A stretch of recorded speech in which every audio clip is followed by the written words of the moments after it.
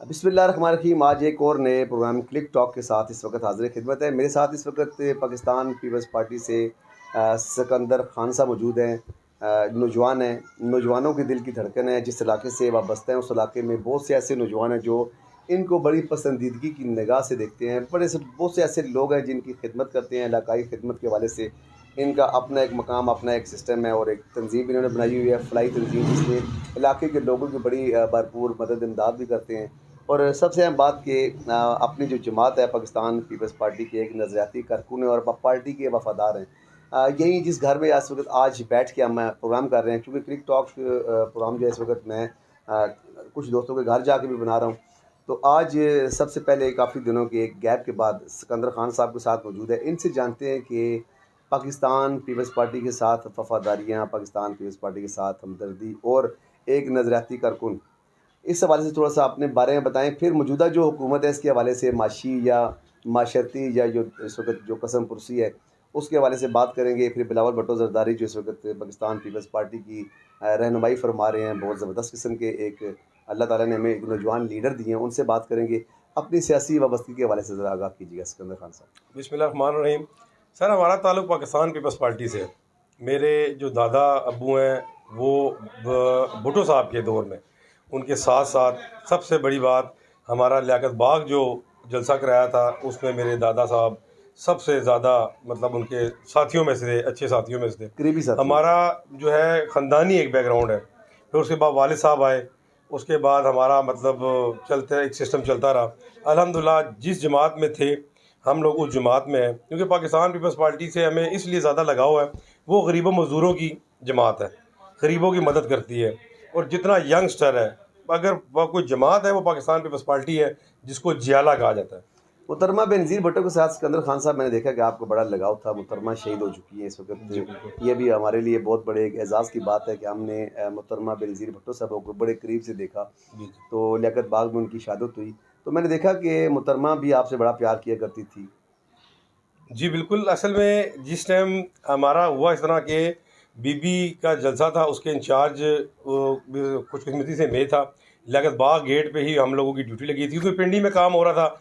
पिंडी में थे, प्राचा साहब का हुक्म था, राजा खालिद साहब का हुक्म था, मलिक खालिद बोबी साहब का हुक्म था, हमारे जदून साहब का हुक्म था कि हमारे जो यंगस्टर लड़के हैं, ख़ास तौर पर PSF के और PYO के, बाबर जदून साहब। बाबर जदून साहब सर, जो इस टाइम सिटी प्रेसिडेंट हैं, उनका हुक्म था कि आप लोगों ने PYO और PSF ने ये गेट आपने संभालना है।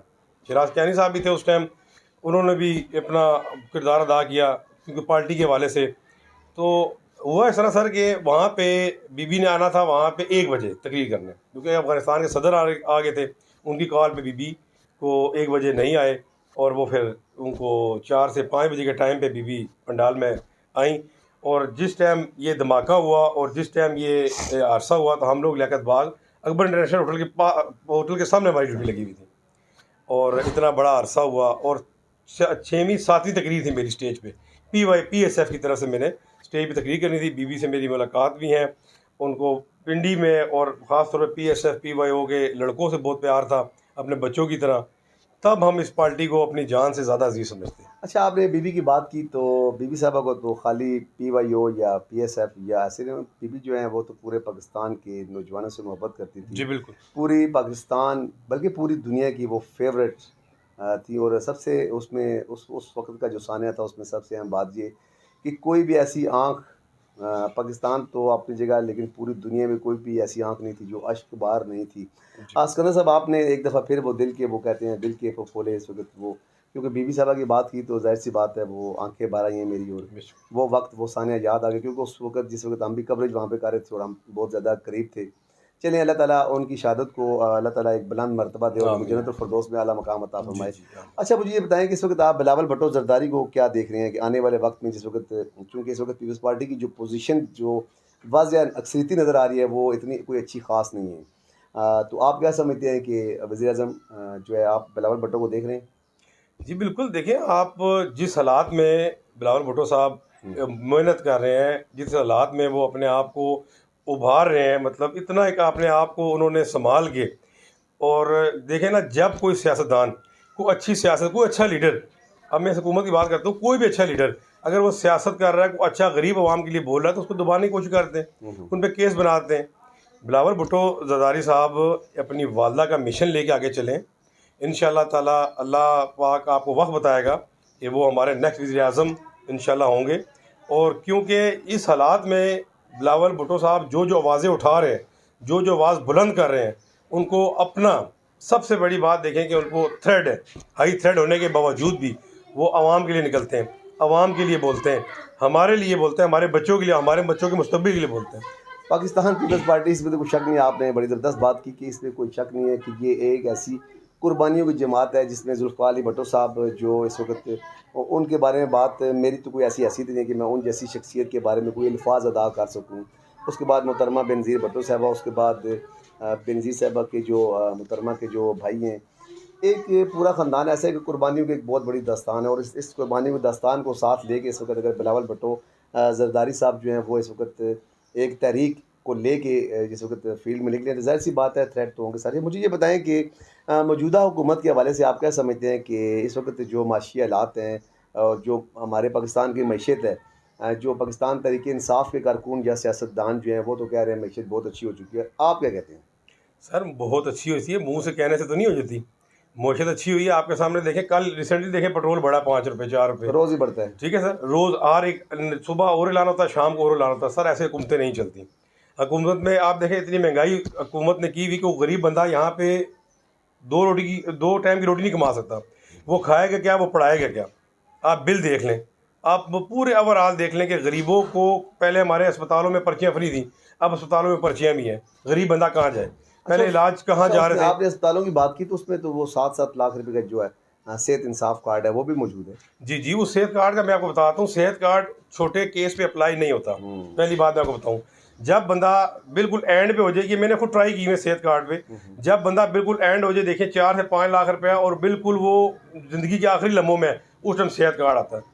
सर जो लोगों की छोटी मजबूरियाँ हैं, पहले ये वाली फैमिली था आपके सामने, हमारा ये पिम था, हमारा और अस्पताल थे, वहाँ पर्चियाँ फ्री थी, दवाइयाँ फ्री थी, गरीबों का इलाज तो कम से कम फ्री था। रेलवे हॉस्पिटल भी, यहाँ भी रेलवे अस्पताल है। अभी आप देख लें, आपके एक गरीब बंदा वो 2 टाइम की रोटी नहीं कमा सकता, महंगाई इतनी है। चीनी का रेट देखें, आटे का रेट देखें। ये थी हुकूमत जिसने झूठे वादे किए थे कि हम हर चीज़ कम कर लेंगे। बिजली देख लें किधर है, लोड शेडिंग देख लें किधर है। सर हुकूमती दावे बस वो कहते हैं ना कि दावे ही रह गए, एक तब्दीली के नारा था। बाकी ये पूछें जो मिडिल क्लास लोग हैं, हमारे जैसे जो लोग हैं, उनसे पूछें कि महंगाई किसे कहते हैं।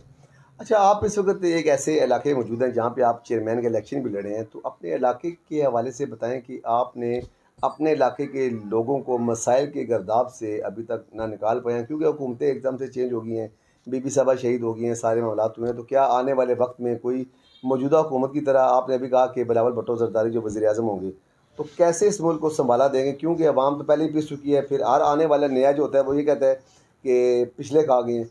तो क्या पिछले के खाए जाने के नारे आगे भी यही सुनाई देंगे? क्योंकि अरसा दराज हो चुका है, मैं भी इस वक्त बहुत उम्र की एक हद का क्रॉस कर रहा हूँ, तो ये दावे तो मैं भी देखता रहा हूँ। हमारे बड़े बुज़ुर्ग जो थे वो भी यही नारे मारते, आपके बुज़ुर्ग भी यही बातें सुनते कि मुल्क जो है खुशहाली की तरफ जा रहा है।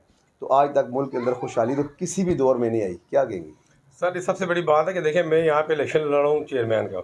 हमारे दौर में पाकिस्तान पीपल्स पार्टी वफाक में थी। वफाक आने के बाद हमें बेनज़ीर इनकम सपोर्ट प्रोग्राम का एक इंचार्ज बनाया गया, एक चार्ज दिया गया। मुझे साबित कर दें, बेनज़ीर इनकम सपोर्ट प्रोग्राम में मैंने अपने इलाके के अलावा हर बंदे को पेमेंट दी, हर बंदे ने उससे पैसे लिए, बेनज़ीर इनकम सपोर्ट के ज़रिए उनकी मदद की। हमें बताएं, वहाँ पे कोई भी ऐसा काम था जिसमें ना 2 नंबरी, ना जैलसाजी, और ना यहाँ तक कि हमें यहाँ ये हुक्म मिला था मैडम फरदाना राजा साहब की तरफ से कि आप लोग डाकिए को अपने डेरे, अपने घर, अपने दुकान, दफ्तर नहीं बुलाएंगे। हमने हर बंदे को इज़्ज़त नफ्स का ख्याल रखा, उनकी दहलीज में जाके हमने काम किया। रही बात अभी की, आपको मैं रिसेंटली बताऊं कि अभी देख लें कि हमारे यूसी नो की मैं बात बताता हूँ, 5 दिन हो जाते हैं ट्यूबवेल ख़राब है। 5 दिन हुकूमती अहदेदारान होने के बावजूद भी नहीं है। तरक्याती काम हो रहे हैं, तरक्याती काम मैं आपको बताता हूँ। जो रोड 5 साल पहले बने हैं वो 3 साल पहले दोबारा टूटे हैं, टूटने के बाद वो दोबारा से बनाए जा रहे हैं। ये तरक्याती काम है। एक रोड को तोड़ के एक रोड को बनाना, ये तरक्याती काम है। हमारे यहाँ पे ज़रूरत थी गैस की, 2 इंच की लाइन से 4 इंच की लाइन होनी चाहिए, नहीं हुई। हमारी ज़रूरत थी टैंकी की, जो नहीं हुई। हमारी ज़रूरत थी ट्यूबवेल की, एक ट्यूबवेल ठीक होता है, 3 दिन बाद वो ट्यूबवेल ख़राब होता है। बिजली की सूरत हाल आप देख लें, वापडा की सूरत हाल आप देख लें। बस बात वही है कि ये कहाँ गए हैं हुकूमती अहदेदार? फंड्स आ रहे हैं, रोड सड़क नहीं चाहिए, हमें छोटी छोटी आसानियाँ चाहिए। गटर देख लें, मस्जिदों के सामने गटर बंद होता है 6-6 दिन पता नहीं होता। ये हुकूमती अहदेदार कर रहे हैं। हमारे दौर में ऐसा कम अज़ कम नहीं था।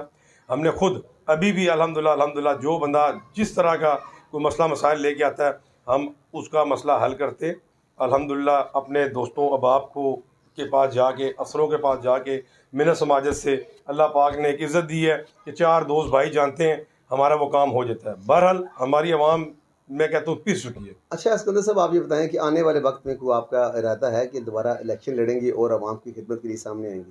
जी इंशाल्लाह ज़रूर, आवाम की खिदमत के लिए दिन रात हाज़िर हूँ सर। जो पार्टी का हुक्म हुआ सर आँखों पे, जो पार्टी ने जिस काबिल समझा हम उसमें कभी वो नहीं करेंगे। हाँ, मेरे से अच्छा कोई पार्टी में अहदेदार और पार्टी ने कोई टिकट देने का कहा तो मैं उसके साथ हूँ, उसकी आमीन करूँगा।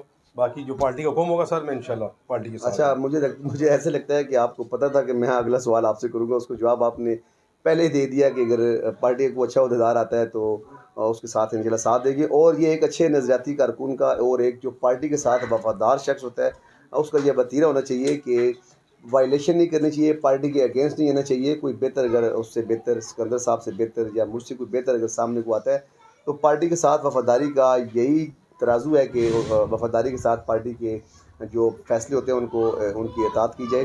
सिकंदर साहब, आपने एक बात की थी बीच में कि बेनज़ीर इनकम सपोर्ट के हवाले से, तो अभी भी कई मैसेजेस ऐसे आते हैं बेनज़ीर इनकम सपोर्ट के हवाले से, चूँकि आपका पाकिस्तान पीपल्स पार्टी के साथ तल्लुक़ है और बेनज़ीर इनकम सपोर्ट एक मुकम्मल तौर पे इदारा बन चुका है, लेकिन बहुत से लोगों के साथ इस बेनज़ीर इनकम सपोर्ट की आड़ में अभी भी कुछ बेईमानी हो रही हैं। लोगों से मैसेजेस आ जाते हैं कि आपके 25,000 रुपये इनाम निकला है, आपका फ़लाँ निकला है।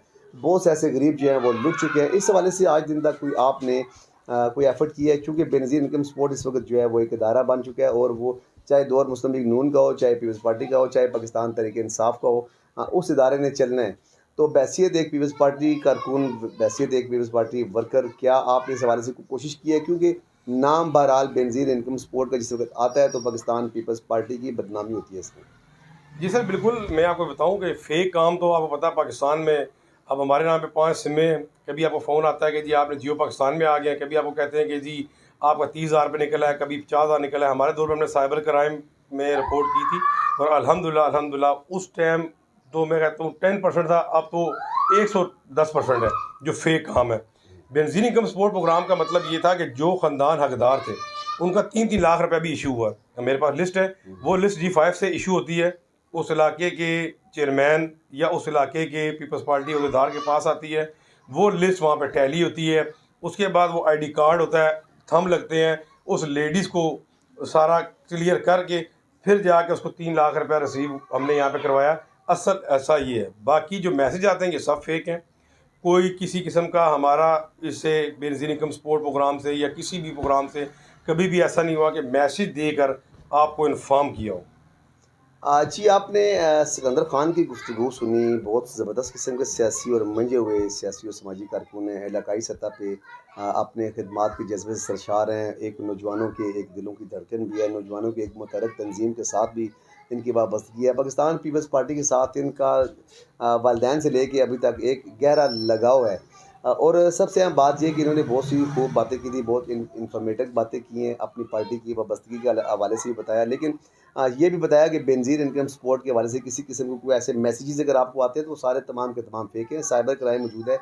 तो मौजूदा माशी सूरत-ए-हाल में भी इन्होंने बड़ी गहरी नज़र रखी, बातचीत की, लेकिन आखिर में इनका स्लोगन या इनका नारा एक ही था कि आने वाले वक्तों में जनाब ये ज़रदारी बिलावल भुट्टो ज़रदारी साहब जो हैं उनको वज़ीर-ए-आज़म पाकिस्तान देख रहे हैं।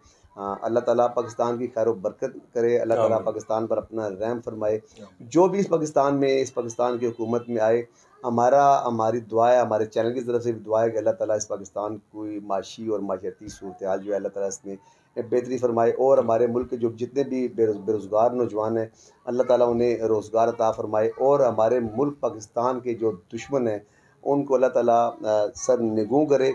और हम आखिर में इस बात पे भी यकीन रखते हैं कि इस वक्त हमारे मुल्क में ऐसे इदारे मौजूद हैं माशाल्लाह, हमारी पाक फ़ौज मौजूद है, जिनके हवाले से हम ये नारा तो ज़रूर लगाएंगे कि पाक फ़ौज ज़िंदाबाद। पाक बिल्कुल। फ़ौज हमारी जो है वो इस वक्त सरहदों पे हमारे इदारे जाग रहे हैं, तो हम सुकून के साथ ज़िंदगी गुजार रहे हैं, हम सुकून के साथ सो रहे हैं।